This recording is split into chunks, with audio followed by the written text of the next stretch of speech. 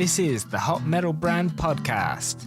I'm your host, Martin Sully, founder of Snapper Studio, a brand strategy and visual design studio in the heart of Newcastle, Australia. And I'm on a mission to help you gain clarity in your brand and confidence in what you're selling. From thoughtful, empowering brand strategies to defining powerful visual stories, I'll arm you with bite-sized branding tools to help you grow your brand and leave your own unique mark. Welcome back to the second part of our target market podcast. Last week, we focused on the art of repelling your customers, and this was standing for something, getting to know your ideal customer, and then setting them expectations from what they can expect. This week's a little bit different, so we're going to be looking at how to attract your dream customers. Now, one thing we learned from some of the biggest brands that just get this really, really right is to be absolutely laser focused when it comes to looking at who your customer is and understanding their needs.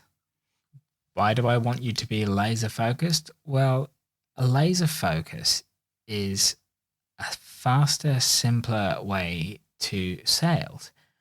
Having a broad spectrum, so you're targeting lots of people, makes it really hard because people have lots of different things that they love and makes it very difficult. So targeting a big demographic is going to cost you a lot more money than it would be to focus on a little niche area. When you find your niche and you dive into what they want deep down, it's going to be a lot easier to work out what they want to come away with and how they want to feel afterwards. It's going to make it a lot simpler to talk to them like a real person and start building relationships with people. Now, an example of this is a new offline networking event I've put together called Chatterbox. It's about giving people access to a chance to catch up with people that are in a similar position to you. So I work from home and there's lots of other people that work from home on their businesses, and this was an opportunity for me to get out of my comfort zone and meet more people, but also, share that experience with other people. And there was, from multiple conversations I had with people, it was just something that people were really keen on. So deep down, people want connection. They want to end that isolation.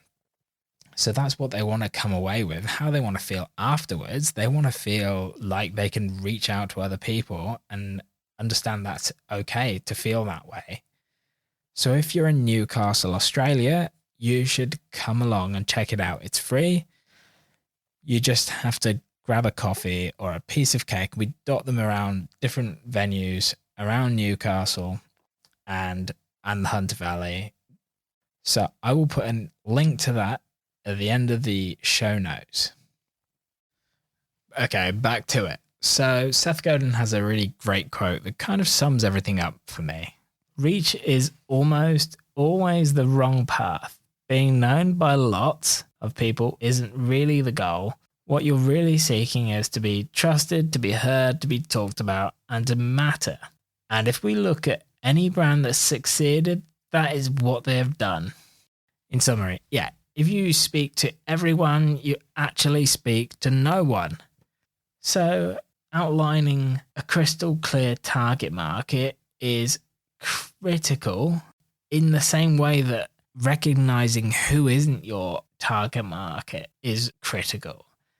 So I guess we have to kind of move on to finding out who is your brand someone, who is that, person that you are speaking to. And there's a simple way to look at it. I touched on it a little bit last week, but I think that we're going to dive in a little bit deeper this week. Let's look at a brand's persona or buyer personas for your for a specific sector. And this is a good way to illustrate it. We've got a young 2.5-year-old, and naturally we care about what she eats. We want the best for her so that she can thrive. That thinking leads more to looking at organic baby food brands than it does not looking at them. So, to outline possibilities for parents and possible personas for parents, because parents is very broad, you can have a couple of parents who love the idea of it, but they can't afford it. So they want to see promotions about it. They want to see, they might flit and, come back and then go off, and then they may sometimes make their own food for their baby. Alternatively, there'll be the parents that can afford it and don't have the time to do cooking. They will love it and preach about it once they become your dream customers that are simple, that are always, just regularly making purchases. Or they could be a single parent. So obviously not always couples. And they will have a completely different set of needs and wants that will affect your buyer personas.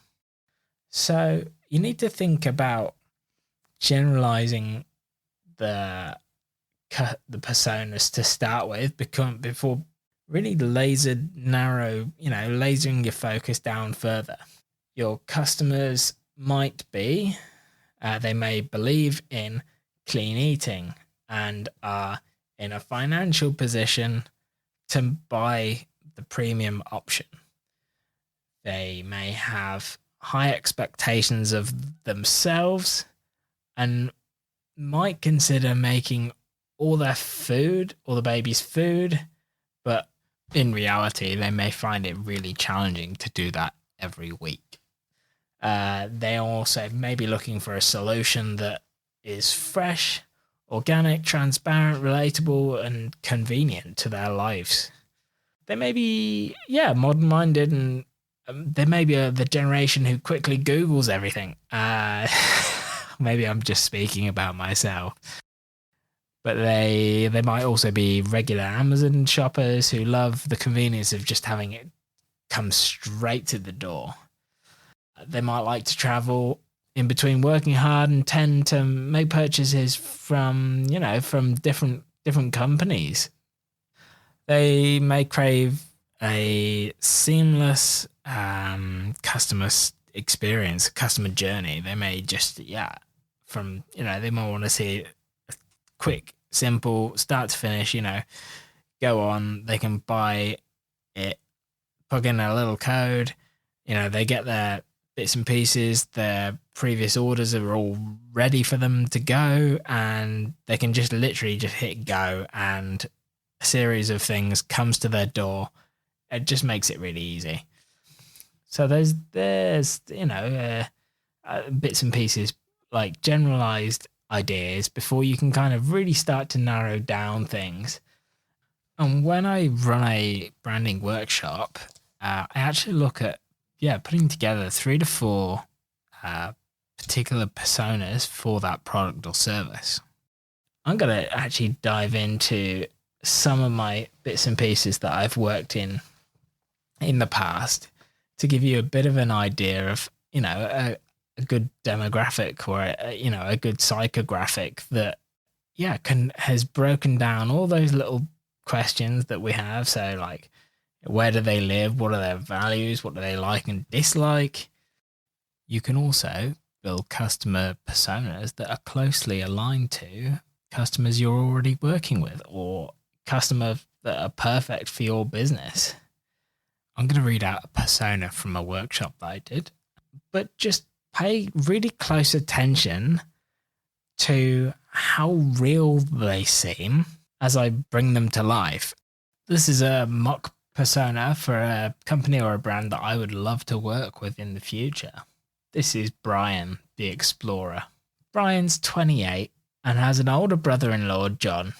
John loves the finer things in life and introduced Brian to the world of craft beer.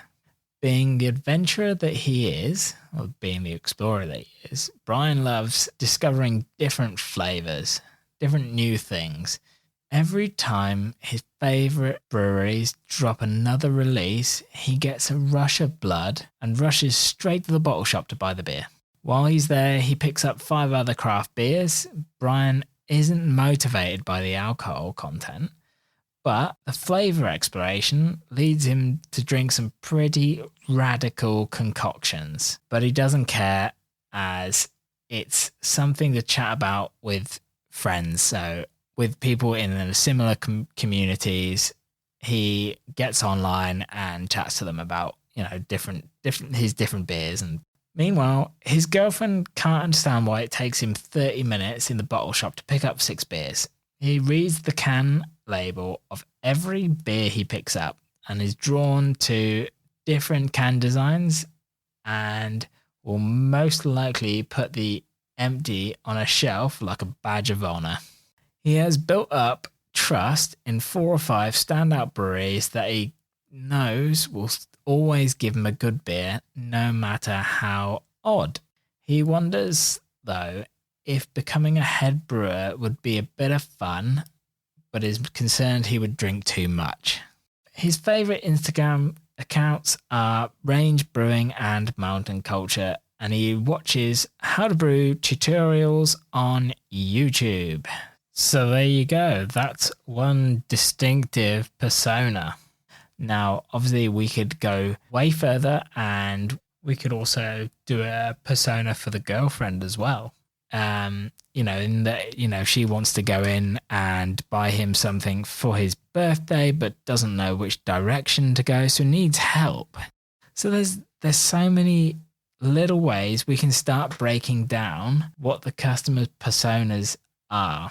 Now, hopefully, by looking at the brand's persona and the customer personas, we can start to build a bigger picture of what the brand's aesthetics can look like and how it can be influenced by different factors. How many things can we glean from the Instagram accounts that this person follows? All these little things build a possibilities and build information that we can use to pick out brand aesthetics, colors, fonts, logos, things that they can align with. And we also give ourselves space to dive into how they're feeling. Now, I'm just going to run you through a few little questions that are going to start making you think about one persona. Now, you can apply this to a few. Okay, what does the person need? What would make their lives better? What's their biggest challenge? What are the defining characteristics of their personality? Now, there's a lot of stuff in there. What do they desire in customer service? What do they value most in life? Ooh, that's a big one. That's a big, juicy one. What's their age? What's their stage of life? What's their life stage? What's their gender? What does the family unit look like? What's their job title and industry? There's a lot of questions you can ask yourself about your customers. Where do they live? What do they value? But we're not going to have time to go over all of them. But you can get the gist of what we're trying to achieve by diving deeper into our customers. Now, all of that leads to finding out a little bit more about how to laser focus your messaging to relate to your people without sounding like a robot. The last thing I want you to do is to have a think about real-world issues that may be affecting your customers. How are they currently feeling? Obviously, in the last 2 years, we've had the pandemic. Are your psychographics that you're kind of picking out, are they relevant still, or do you need to adjust them? That is it for today's episode. We looked at how to attract and define your target market by looking at personas. If you want to know a little bit more information, feel free to reach out and connect up and start making you think about, building out your own characters. See you on the next episode.